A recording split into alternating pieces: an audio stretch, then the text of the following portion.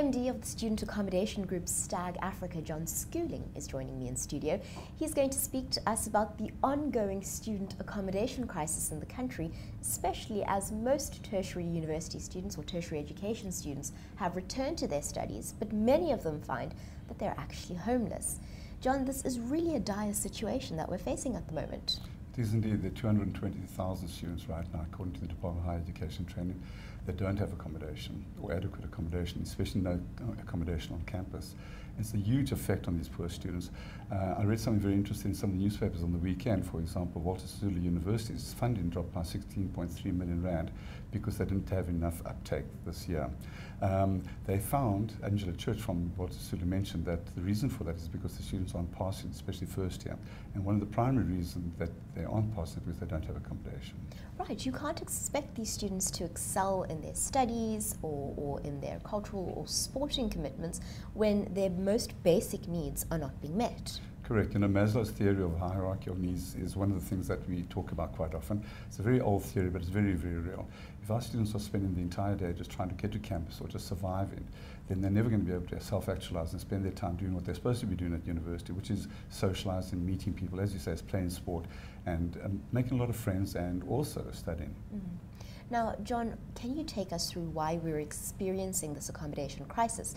Is it that we simply have too many students coming in to the universities to house? Correct. That's what's happened globally. There's a shortage of accommodation throughout the world, throughout the whole of Africa. I've traveled extensively through Africa, and the problems we experience in South Africa are very common in the rest of the continent.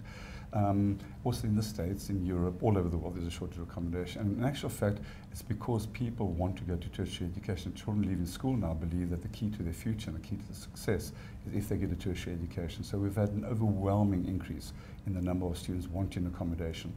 And wanting to attend university. So most of our universities in South Africa have more than doubled in size in the last 10 years. But unfortunately, the amount of student accommodation, on-campus student accommodation, has not kept pace. For example, once upon a time when I was at university, 80% of us were in residence. Now it's less than 20% in residence. So the other 80% of our students have to find accommodation somewhere else. Is there a correlation between where a student stays in relation to their tertiary institution and their performance? Definitely, there's a direct correlation between it, especially at first year level. Many universities all over the world, and especially South Africa, would like to see all their first years in accommodation, especially the first years. They're the most vulnerable of all our students. They're the ones that don't quite know how to handle the university. They're a little intimidated by it. So if they go to university and they end up in good on-campus accommodation in their first year, the probability of them passing increases to 80%.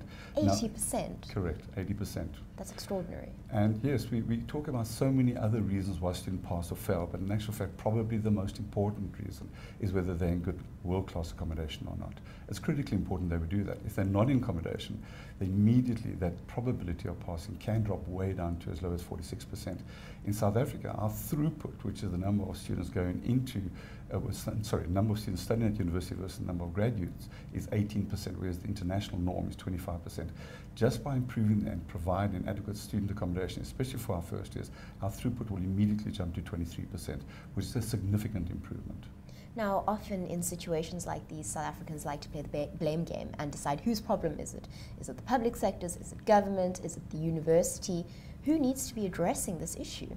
I think it's a holistic approach we've got to adopt to it. It's no one's fault. Students want to go to tertiary education. The Department of Higher Education and Training want them to attend.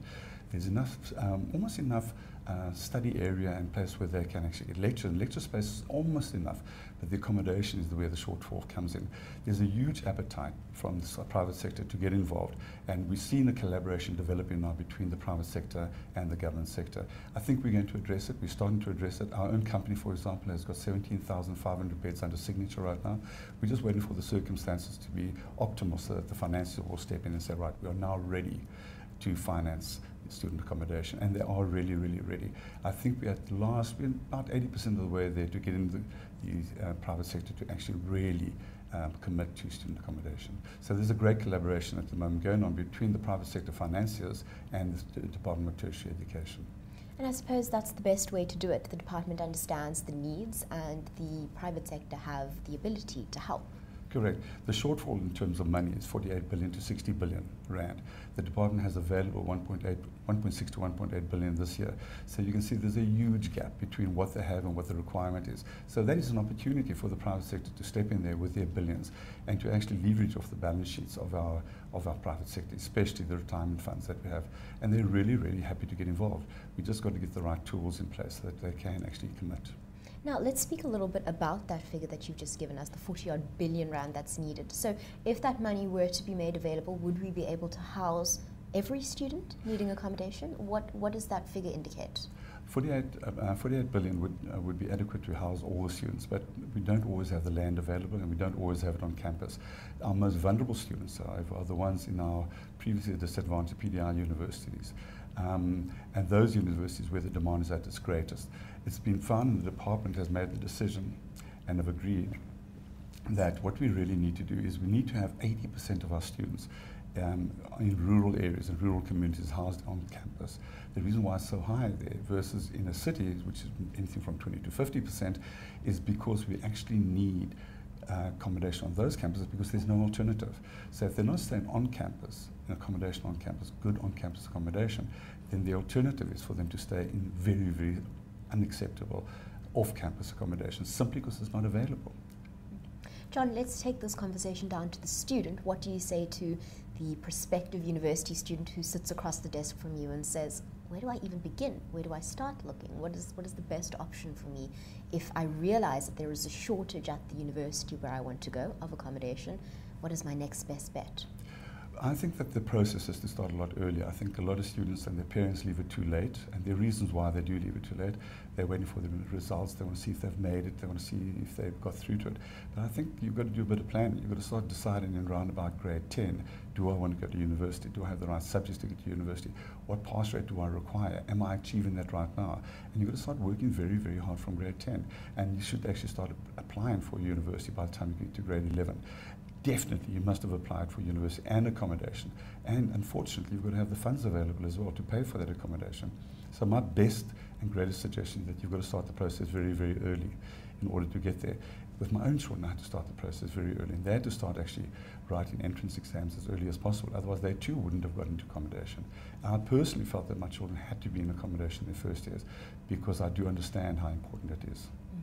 Now, John, when you look from the outside into the situation, it certainly seems massive and in a way unsolvable. Is this really something that South Africa will struggle to overcome, or is this something that can realistically be addressed by both government and the private sector in the next year even?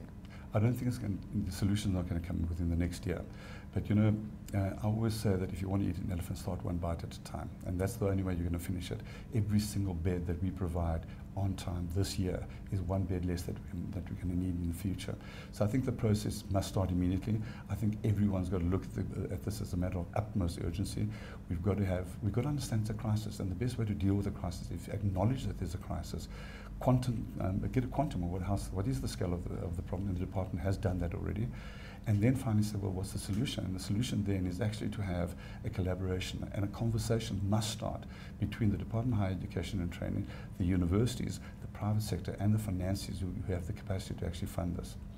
I reckon that we could liquidate, or we could have access 5 billion rands worth of funding by the end of this year. That's 4 times as much as the government has available at the moment.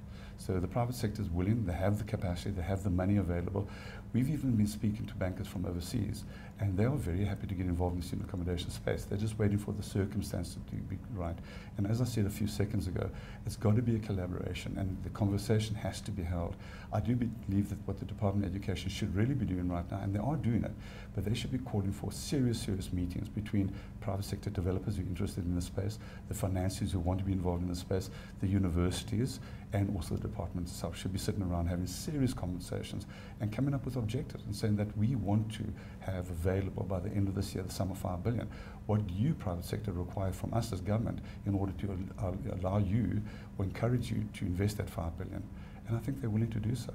The conversation just has to start. So it's not a bleak outlook. There are real things that can happen that can alleviate the situation. Correct. Every crisis also can be reinterpreted as an opportunity. It's definitely an opportunity for the private sector. That's why they've got such an appetite for it at the moment. We've been involved in this market since 2009, and we've seen, whereas in the beginning we were one of about 5 or 10 players, now we see a lot more people are getting involved. And we've also seen that there's been quite a strong movement of the Department of Higher Education or Training from previously believing that they could possibly solve this problem to then measuring the extent of the problem, seeing how big the scale of it is, what is the quantum of the problem, and then realizing no matter with the best, greatest will in the world, our fiscus simply doesn't have the money available to solve this problem on their own. So this conversation's happened. I think it's been a journey, and I think we've all moved in the right direction. And that direction is that we're going to end up with a state of collaboration sooner rather than later. It's critically important, and it's happening right now. So I'm feeling very encouraged about it. John, thank you so much for joining us today. It's my pleasure. Thank you for inviting me.